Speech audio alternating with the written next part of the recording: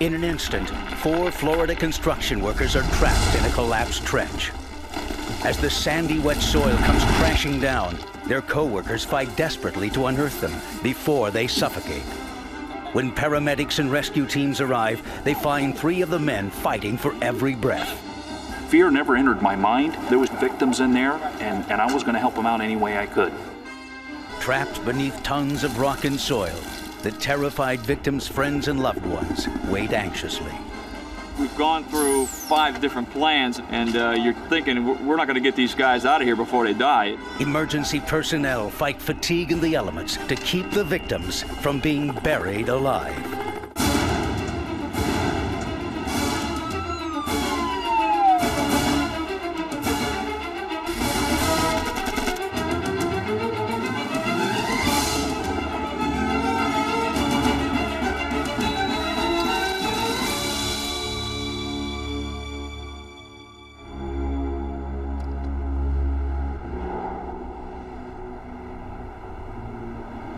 The city of Margate, Florida, a growing suburb outside of Fort Lauderdale, was home to Elise and Floyd Bogan.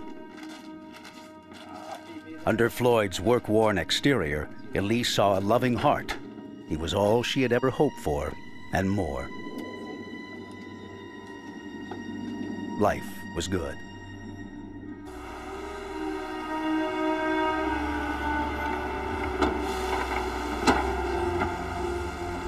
Floyd worked in construction, sometimes helping crews lay pipe in trench excavations. He knew it was a dangerous job. There are nearly 700 trench collapse injuries in the United States every year. There are 60 deaths. 3/4 of those are construction workers. The rest are would-be rescuers.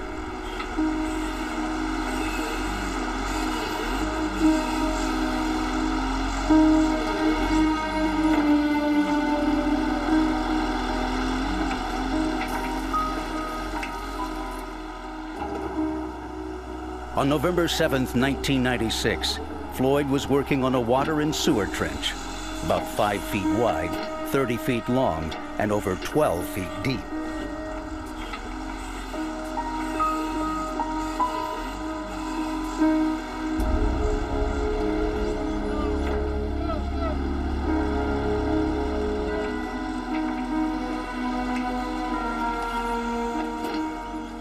His crew that day was Cleo Brizuela, Don Price, and Oscar Escobar.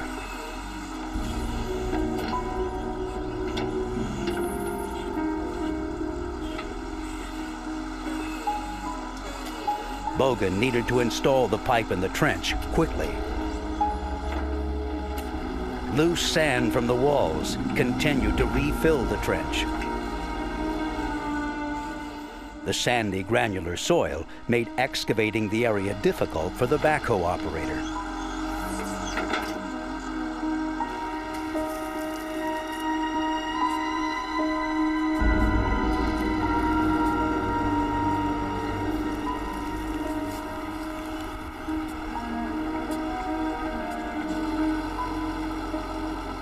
Even the vibrations from the backhoe weakened the surrounding soil.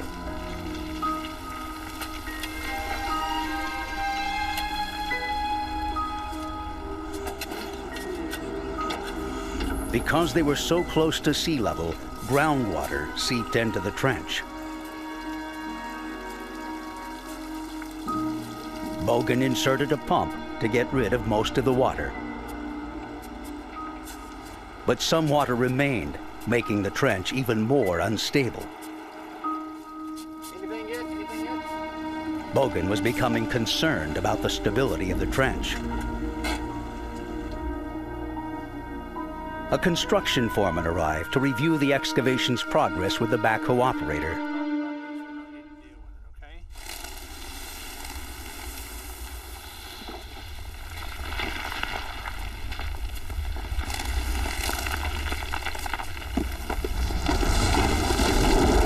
The trench walls collapsed.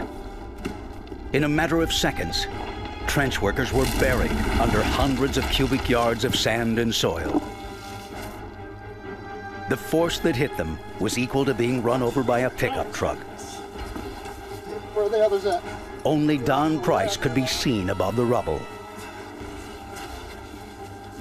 Risking their own lives, the backhoe operator and his co-worker quickly freed him. Though his ankle was broken, Price raced to get to stable ground.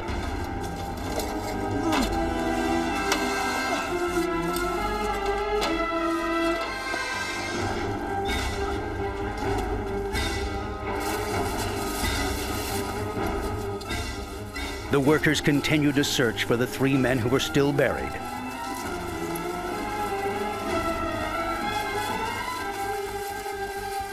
Suffocation would take place in the next 3 minutes.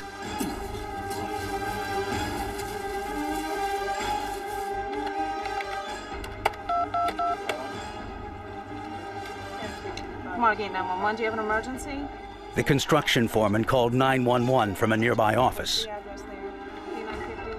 The dispatcher relayed the call to the nearest rescue unit. Okay. 1 minute had gone by since the collapse. The men were still buried. Are you there? The backhoe operator uncovered the arm of one of the men from under the dirt.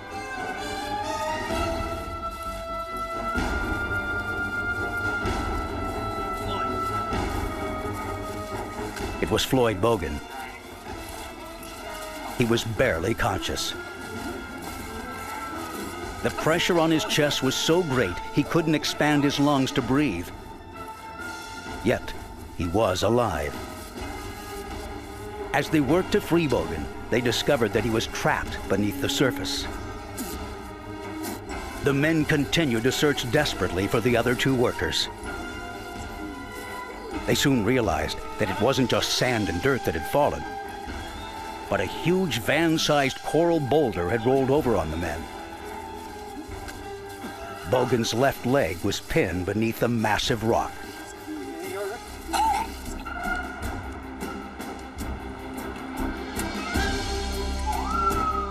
The Margate Fire Rescue Station responded to the urgent call. Rescue 118, acknowledge. Stepping up to code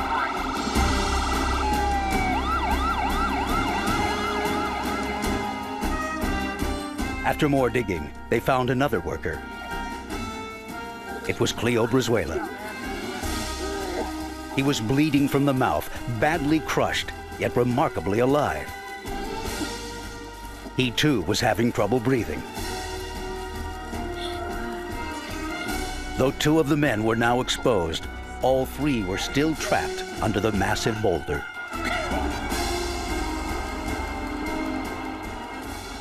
The backhoe operator would attempt to use the force of the 8-ton machine to extract the injured men.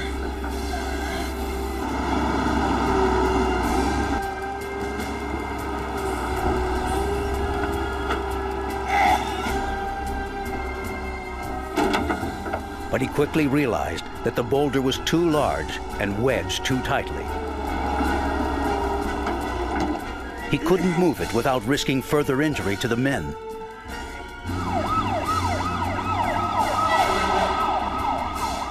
A second paramedic unit from the Margate Fire Department raced to the scene.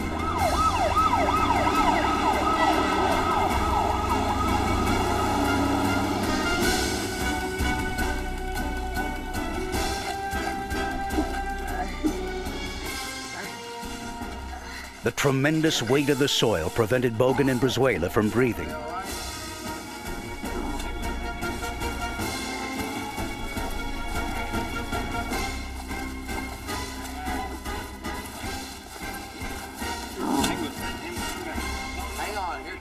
Although their heads were above ground, they were slowly suffocating.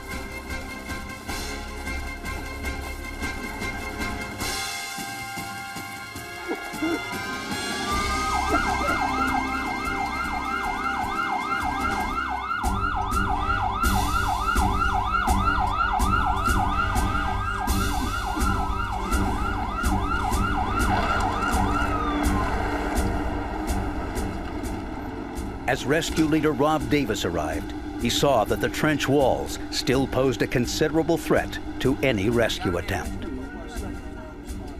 I had asked the other co-workers who were digging the patients out to please stop what you're doing. We'll take over from here, and please leave the trench at this time, which they did.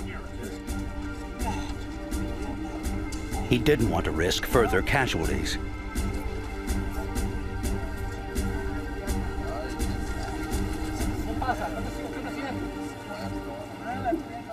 The emergency medical team sensed the co-workers' panic. I asked him, where are you hurt? What's going on? He says, I can't breathe, I can't breathe. And I kept asking. His main response was, please don't let me die. Please don't let me die. And I said, I'm here. Don't worry, calm down. Just listen, calm down, and we'll get you out of here. I'm not going anywhere. Ty Vassell, a paramedic with the Margate Fire Department, saw that groundwater continued to seep, further destabilizing the trench. Well, the soil at the time was wet, and there was a lot of rock in the soil. The individuals, as we were unearthing them up to their waist so that they could breathe, we realized that they were deeply, deeply pinned down. The rescue team checked the two trapped men as they looked for the third. Airway and breathing were their first concern. Ty, we could use some oxygen. Davis instructed Vassell to get oxygen from the rescue vehicle. If they stopped breathing, reviving them would be nearly impossible. It had now been 8 minutes since the collapse. If there was any chance of still saving Escobar, they'd have to find him quickly. One of the first concerns for Davis was to stabilize Bogan's breathing. We did put him on oxygen just because he said he was tired, he was exhausted.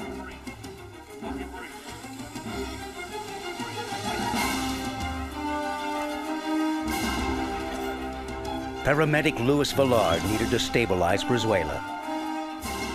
The blood from his mouth likely meant he had internal bleeding. Brizuela only spoke Spanish.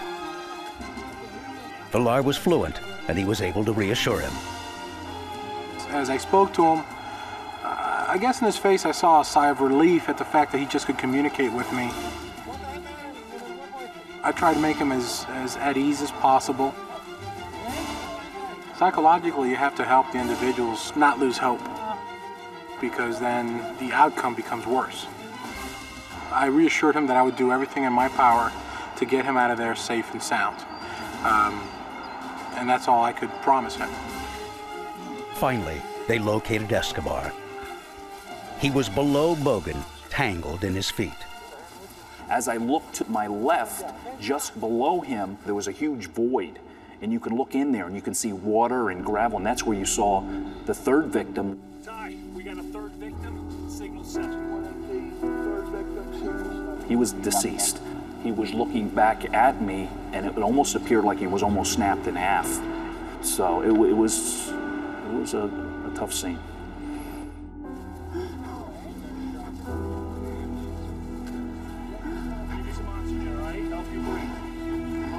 His co-worker's death was taking its toll on Floyd Bogan. But there were still urgent matters for the rescuers to attend to. And I was concerned about that wall coming down on us. In fact, looking at that wall, I was specifically remembering a utility line, mainly probably about no more than 2.5, 3 inches. But that was really holding up that integrity of the wall. So, and that's not much support for that type of a wall. Even with the 2 men still trapped and badly injured, they needed to focus on the deteriorating condition of the trench. They couldn't use shovels because the space around the men was tight. And when they dug with their hands, the loose sandy soil would refill the space they had just cleared.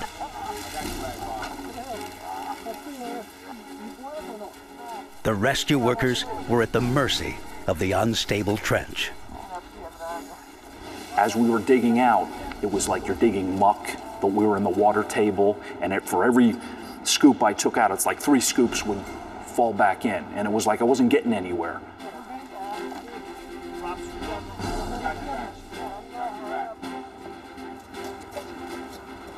Without any shoring in the trench, the possibility of a second collapse was high.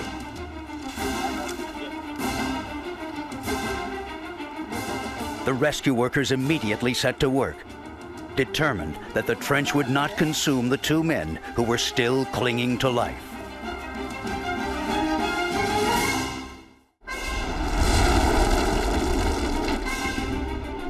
In 1996, a construction trench collapsed in Margot, Florida. 2 men were trapped. A third had already died.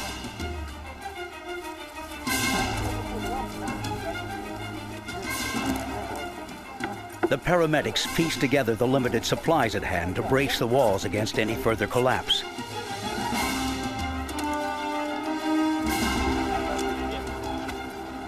They even went so far as to use their own backboards. We had to make sure the safety was #1 on our priority.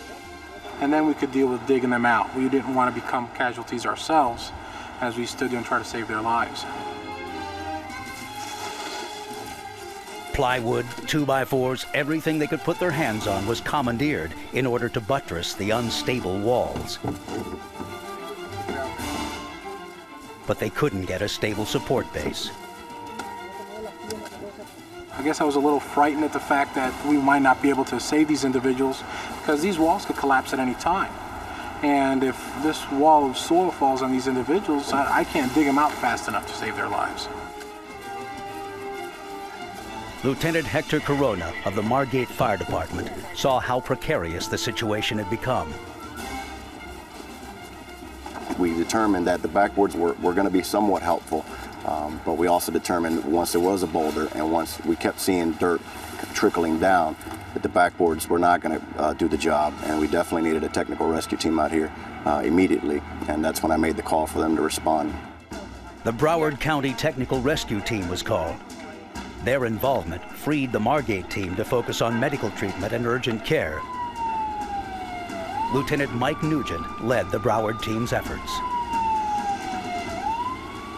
Well, what we could give to this rescue effort was we carry equipment that the fire engines and the fire apparatus don't carry on a day-to-day basis. 1036 headquarters and court. While the firemen braced the walls with boards and 2x4s, they continued to reassure the men trapped in the trench. Their emotional state was just as important as their physical well-being if they were to survive. Villar also reassured Brizuela, who was suffering from shortness of breath. He did say something that was kind of bone-chilling when you have a person there that you're talking to, you're telling you're going to rescue, and the guy tells you, listen, I know I'm dead. Just let me go. Leave me alone. Pretty much let me die in peace. That's when you increase your efforts and you make sure that you let him know that you're doing everything and he's going to be fine, and that's what we did. Davis examined the men and continued trying to free their legs. But he still couldn't keep sand from filling the hole. When he finally freed the leg, he discovered it was actually Escobar's. The deceased man was entangled with Bogan.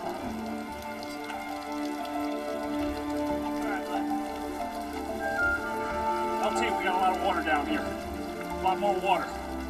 The pump could not stay ahead of the groundwater, which continued to fill the trench. The water level started to rise, which was complicating the situation with the victims. Every effort that we made, water and mud would continue to fill up the holes. But we were afraid of them drowning. The rescue team had to pump the water out of the trench. It was eroding the soil out from under them. With the makeshift shoring in place, they could now get some of the dirt out. The coral boulder was curved in such a way that it had hit the men's upper bodies, but hadn't completely crushed their chest cavities. Davis and the other paramedics worked to free Floyd Bogan. The cramped quarters made it slow going and exhausting. Bogan's pulse had dropped. Breathing remained difficult. Paramedic Ty Vassell wasn't sure what effect this was having on brain function. He called for assistance. The trauma surgeon on duty at a local hospital had heard about the accident, but hadn't realized how serious it was. Vassell filled him in. He described in detail what they were looking at. The surgeon wasn't sure if he could assist Bogan's deteriorating condition, but based on Vassell's diagnosis in the trench, he knew the situation was grim. The technical rescue teams arrived on the scene. They were trained to perform special operations like bridge rescues and trench collapses. The first order of business was to get new bracing in place while paramedics attended to the injured. Brizuela was fading. He told the paramedics that he wanted to sleep or die. Villar found that his heart rate was dropping. Vassell was alarmed. It could mean that Brizuela was going into decompensated shock, a condition where the body's heart rate decreases, compensating for low pressure in the tissues. Villar knew he had to keep him awake, or he might slip away for good. Along with having a high heart rate, the patient was losing pressure, and we knew time was of the essence. The technical rescue team realized the makeshift shoring done in haste by Margate was extremely unsafe. Well, the problem with the shoring that was first put into the trench is it wasn't supported, it wasn't the right material to be used. If something had moved, it would have blown it right apart and never would have held up.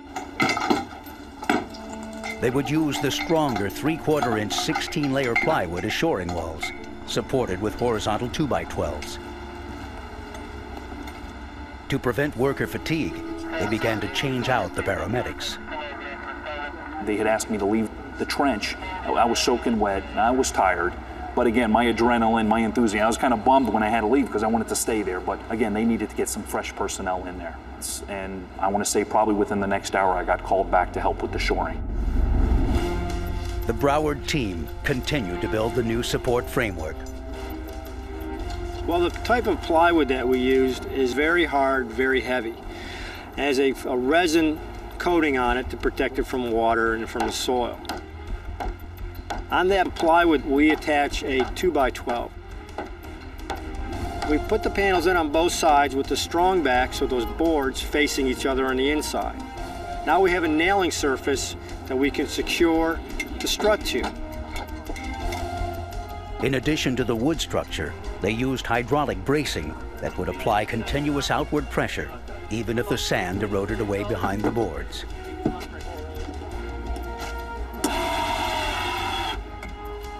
Robert Herschel led the technical rescue team from Fort Lauderdale. There were two groups that were working on the shielding and shoring. The Broward County Technical Rescue Team and the City of Fort Lauderdale Technical Rescue Team were both working together to get that task accomplished.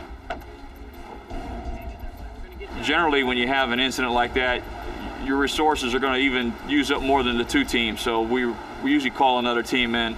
So they called Fort Lauderdale in along with Broward County to assist. The technical rescue teams finally got the new bracing in place. They'd solved one problem. Now the real work would begin. They had to get the men out. The location of these victims was up against the side of the trench, underneath a lip. So it wasn't possible to drop shoring, so we had to put shoring on either side of them. Both had received traumatic injuries from this coral hitting them. One victim was vomiting blood and whatever contents he had in his system. This individual was getting ready to give up.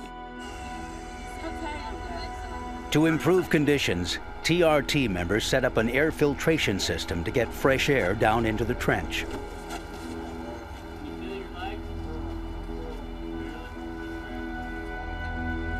The surgeon was apprised of the trapped workers' conditions.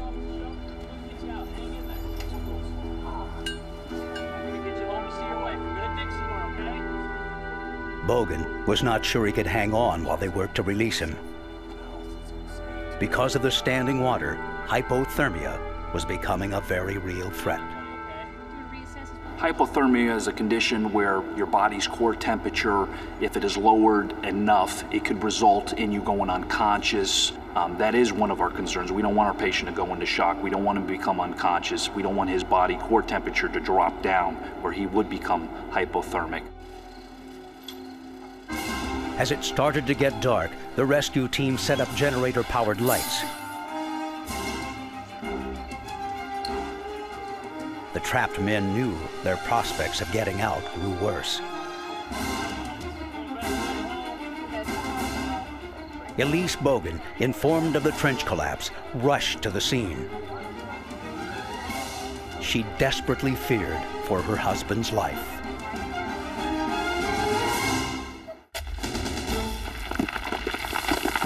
In an instant, 4 Florida construction workers are trapped in a collapsed trench.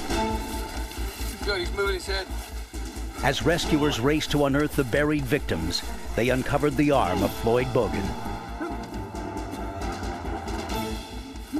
A huge van-sized coral boulder had rolled over on the men. Give me some oxygen, all right? Help you breathe. Help you breathe. Help you breathe. Despite being stabilized with oxygen, Bogan was still far from being free. Margate paramedic Ty Vassell knew time was working against them. After an hour of entrapment, the possibility of death just increases greatly.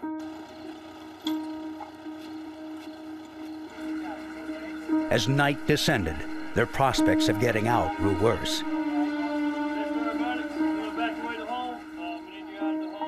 The medical and resuscitation divisions who had been standing by were alerted. They didn't want to waste precious seconds getting them to a trauma center once the men were released.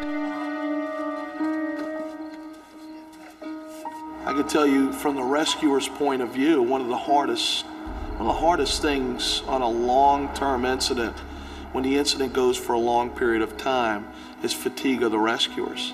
Most of our emergencies, last 15 or so minutes or less. And when the scope of the incident, when the timeline of the incident stretches into the 6-hour mark, fatigue starts to take place. As her husband Floyd lay trapped and helpless, Elise Bogan could resort only to tears.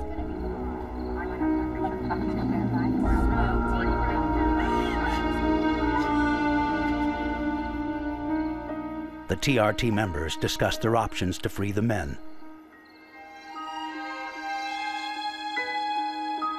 They told the frightened workers they'd work as fast as they could to free them.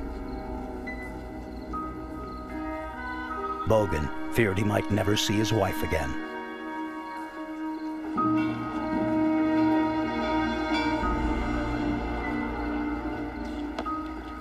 The first task for the technical rescue teams was to place large 4x4 blocks under the boulder.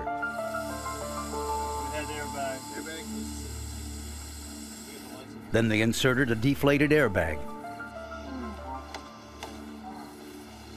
This was an inflatable high-pressure bag that could possibly allow them to lift the boulder in tiny increments. You ready, set, up on green? They hooked up the bag to a hydraulic hose and filled it with air. It's not working. But when it pressed against the rock, the force didn't move the boulder. Rather, it drove the boards into the soft sand. There wasn't anything solid to wedge the bag against.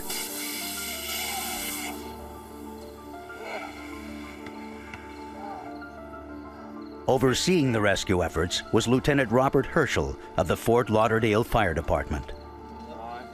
The airbag method didn't work because our cribbing was actually being mashed down into the mud instead of the boulder being lifted. It was just too big of a rock.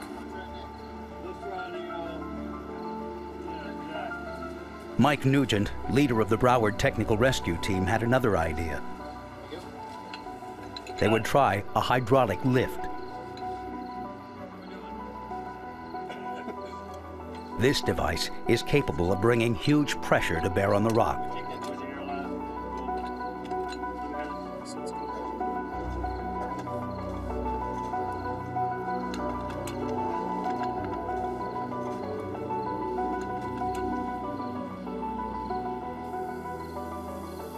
Once again, the soft soil underneath it gave way.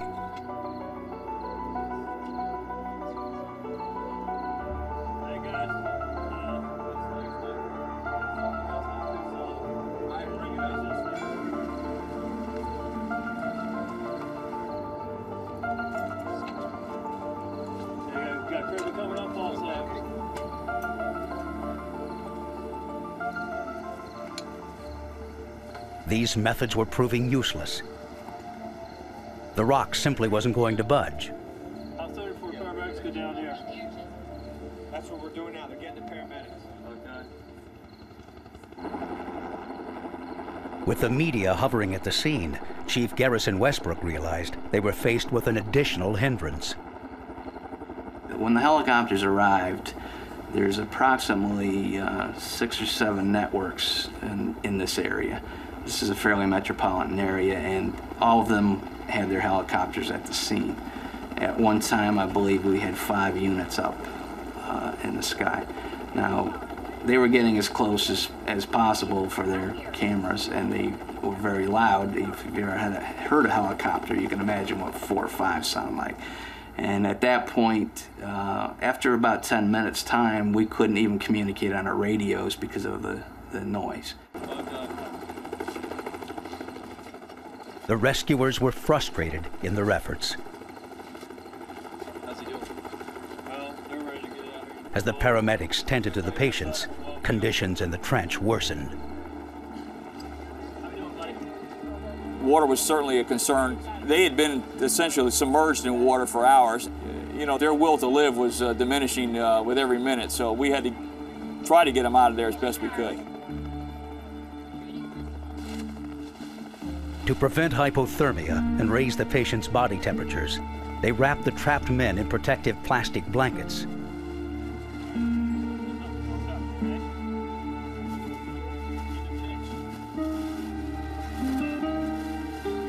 The technical rescue teams from Broward County and Fort Lauderdale regrouped to discuss how they were going to remove the men from under the rock. Well, it was frustrating. We've gone through 3, 4, 5 different plans and nothing was working. So it was getting frustrating, it was getting late, it was getting dark, and you're thinking, we're not going to get these guys out of here before they die. It's a very frustrating feeling. Desperate for answers, they thought amputation might be their only option. We asked the orthopedic surgeon on scene whether amputation would be an option. He ruled it out due to the immense amount of groundwater that was in the trench. News that the rescue attempts had been unsuccessful was not what Elise Bogan had hoped to hear. As the rescue workers' frustrations grew, Floyd Bogan was not sure how much longer he would last.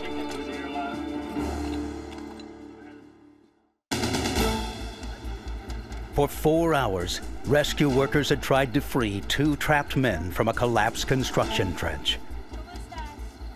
Their efforts so far had been frustrated. Lieutenant Robert Herschel led the Fort Lauderdale Technical Rescue Team. When I looked in there, I'm trying to think of a tool that we'd use to cut the metal bar the patient's leg was wrapped around. Knew we couldn't use an electric tool because it was underwater, and hydraulic cutters would be too dangerous because his leg was wrapped around it as well. So I'm trying to think of a tool that would be small enough to get in there. So a pneumatic air chisel was the tool of choice. We just came to my mind, hey, I need an air chisel in here. And they got an air chisel in there and started using it.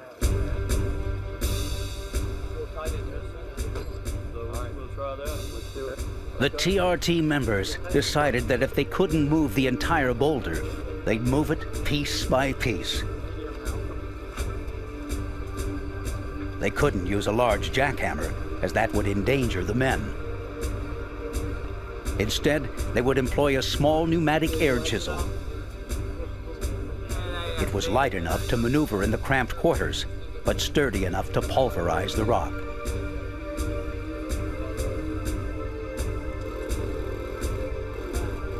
The rescuers had to chip away the solid rock, which was right next to Cleo Brizuela. With only one chisel, they would have to wait to see if it worked before attempting to free Floyd Bogan.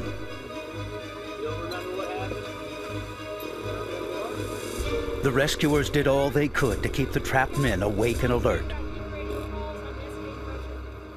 They suspected Brizuela was bleeding internally. Without extra blood, he would pass out. If the rescuers could keep him talking, they knew that he was still conscious and his airway was free. They gave him 2 liters of whole blood as the rescue team used the air chisel to get him out.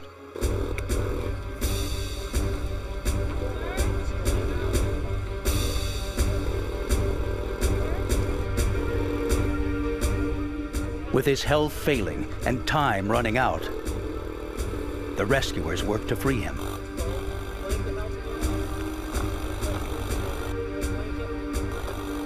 It was slow going. They were able to chip away only small pieces of the boulder.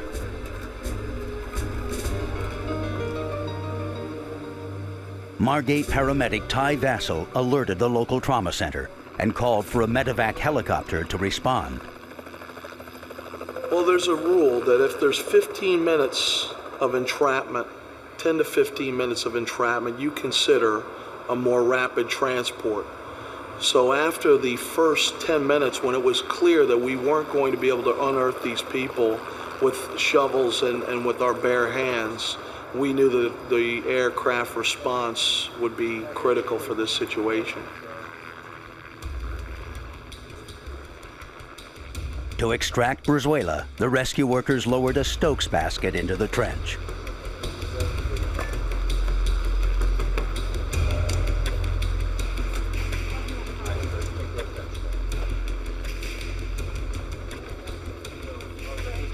Then, they braced his neck to prevent any further injury.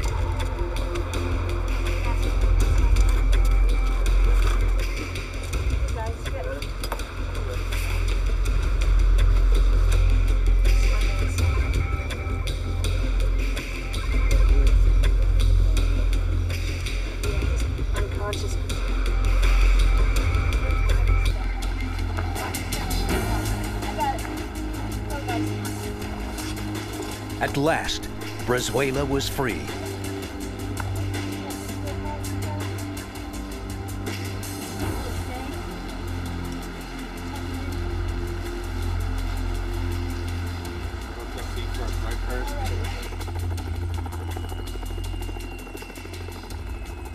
The helicopter landed as close as it could, but it was still a quarter-mile away.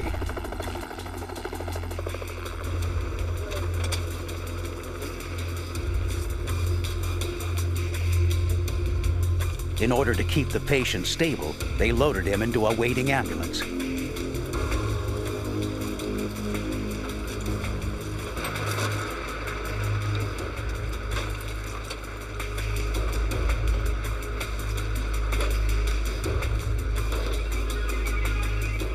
Ty Vassell rode with him.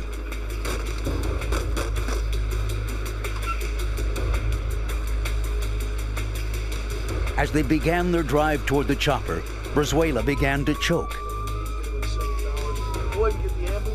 Vassell quickly realized that Brizuela's blood was draining into his lungs. He inserted an adjunct pipe, which passed through his mouth into his chest, allowing him to breathe properly.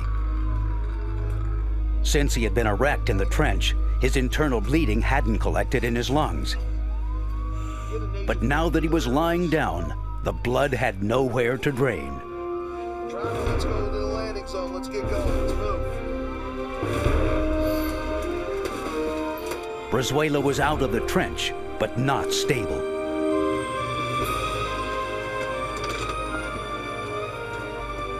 As he was moved from the ambulance into the waiting helicopter, the pilot contacted air controllers requesting that all airspace be cleared. In the busy skies over the Fort Lauderdale-Miami metro area, this was essential to the rescuers' efforts. After 5 long hours in the trench, Brizuela was now only 10 minutes away from the medical treatment he needed. He was hypothermic and had internal injuries. The helicopter took the first patient to the trauma center, and we asked for a rapid turnaround of the helicopter to come retrieve the second patient.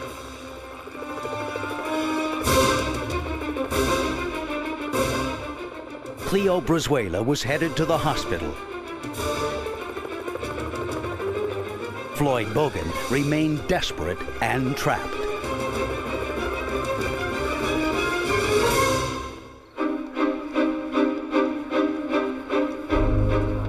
In Margate, Florida, in 1996, a trench had collapsed, killing one worker and trapping 2 others under a large boulder.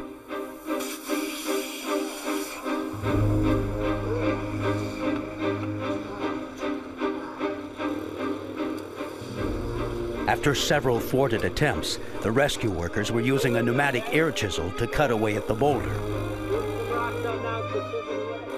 But the rescuers soon discovered they would have to work upside down and underwater to get the last man free. One of the trapped workers had been extricated. The other, Floyd Bogan, remained pinned. But just as they were getting close to releasing him, the rescuers were faced with a new obstacle. They discovered that a steel pipe blocked their path. More of the rock would then have to be removed to pull his leg up and over. Steel intertwined with flesh. It made Bogan's extrication even more difficult, according to Lieutenant Robert Herschel of Fort Lauderdale's technical rescue team.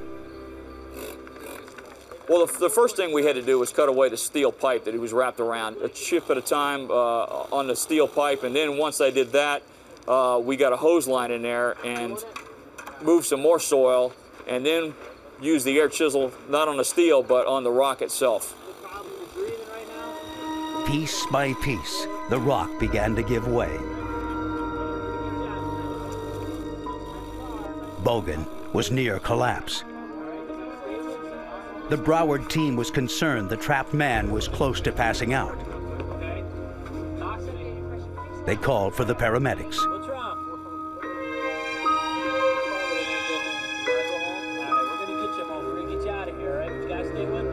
Fatigue was setting in, and they urged him not to give up.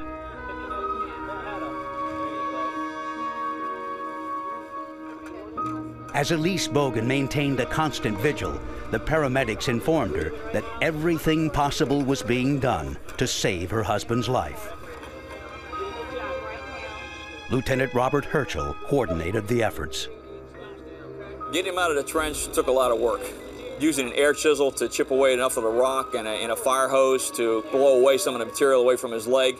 And it just took a brute force and just a lot of manipulation of his leg and trying to get enough material away from his extremity that we could get him out of there. And he complained, he screamed, but I felt his foot was loose and his leg, and it was just, you know, just grab it and go. Just pull as hard as you can to get him out of there. Finally, Bogan felt his leg slip loose. He was free.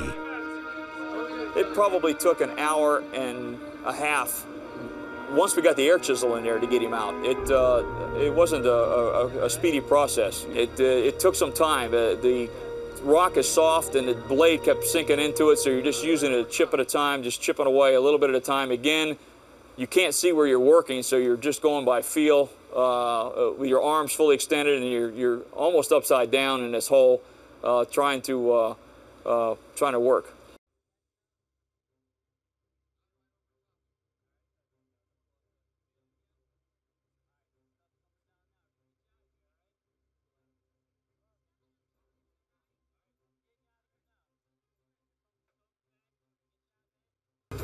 They still had to lift out Bogan.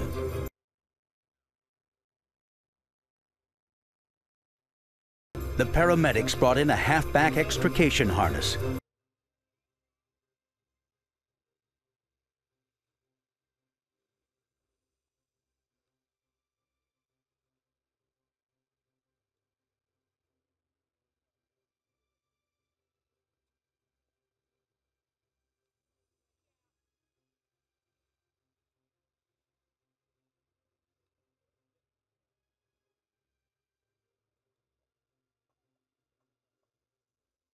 Between the pull on the harness and the men working in the trench, they were able to lift Bogan up and out from under the boulder.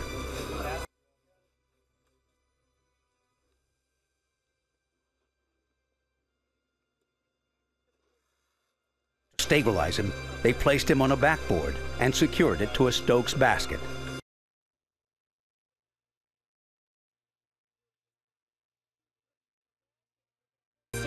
He was covered in blood and suffering from excruciating pain.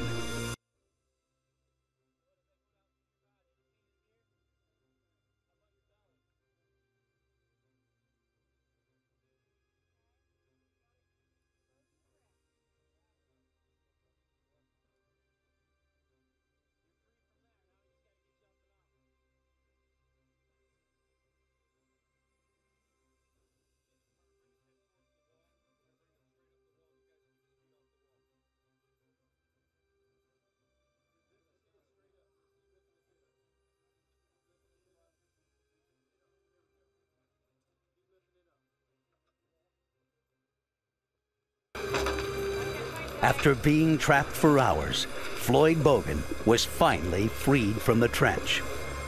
All right, just bring him down. All right, get 4 corners. There you go.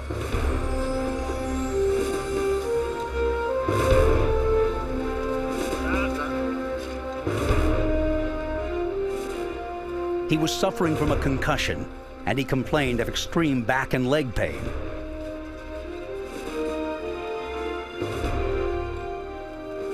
He was hypothermic, and they needed to raise his body temperature as soon as possible.